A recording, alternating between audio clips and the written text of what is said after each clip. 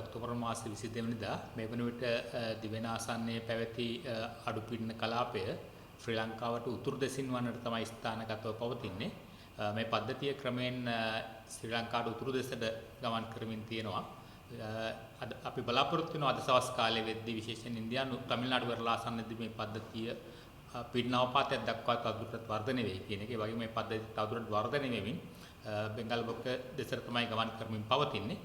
මේ පද්ධතියේ බලපෑම ශ්‍රී ලංකාවේ කාලගුණයට අද දිනේදීත් පවතිනවා. විශේෂයෙන් මේ බලපෑම නිසා නැත්නම් මේ පද්ධතියේ හමායන සුළං ප්‍රවාහය ශ්‍රී ලංකාව හා පවතින නිසා විශේෂයෙන් බස්නාහිර, සබරගමුව, මධ්‍යම, වයඹ වගේ පළාත් සහ දකුණු පළාතේ බොහෝ කොටස් වලට අද දිනේදීත් දවස පුරාම වගේ කඩින් කඩවැසි අපේක්ෂා කිරීමේ හැකියාව තියෙනවා.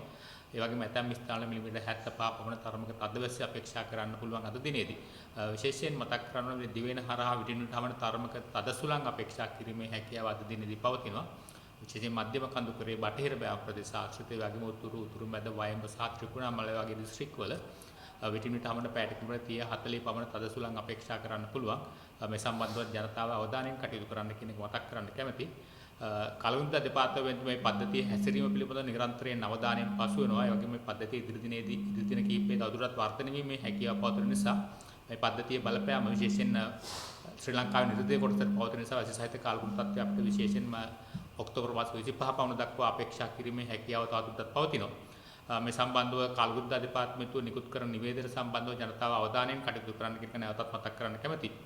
ඒ වගේම දිවෙන වටා මුහුදේ තත්ත්වය ගත්තොත් විශේෂයෙන් උතුරු සහ නැගෙනහිර මුහුදු ප්‍රදේශවල සුළං ප්‍රවාහයේ වැඩිවීමක් මේ පද්ධතියේ වර්ධනයත් සමග අපේක්ෂා කිරීමේ හැකියාව පවතින විශේෂයෙන් කංකසන්තුරේ සිට ත්‍රිකුණාමලය හම්බන්තොට පුතුවිල් හරහා හම්බන්තොට දක්වා වලට ඔබෙන මුහුදු ප්‍රදේශවල සුළං විටිමීටර් පැයට කිලෝමීටර් 50-60 පමණ දක්වා වැඩි වෙන්න පුළුවන්.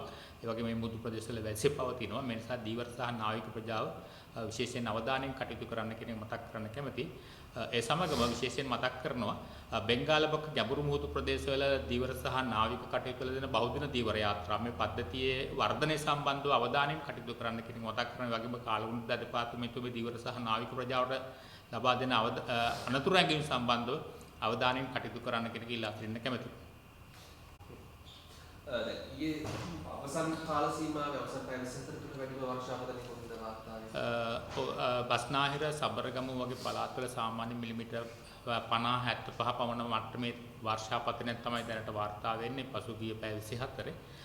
මේ තත්ත්වය ඉතින් අද දින පුරාත් අපේක්ෂා කිරීමේ හැකියාව පවතින නිසා විශේෂයෙන් පසුගිය දිනවල වැසි ලැබෙන ප්‍රදේශවල විශේෂයෙන් නායා මන්පුර සහිත ප්‍රදේශවල සහ පහත් බිම්වල ජීවත් වෙන ජනතාව අවධානයෙන් කටයුතු කිරීම වඩාත් සුදුසුයි කියන එක කලුන්දා දෙපාර්තමේන්තුව මතක් කරනවා. සුළං තත්ත්වය සහ අකුණු ඇතිවීමක් තියෙනවද? ඇත්තටම සවස් කාලයේදී ඔය නැගෙනහිර පළාතේ තරමක අකුණු සහිත කාලගුණ තත්ත්වයක් අපේක්ෂා කරන්න පුළුවන්. නමුත් තරම් ප්‍රබල අකුණු අපේක්ෂා කරන්නේ නැහැ.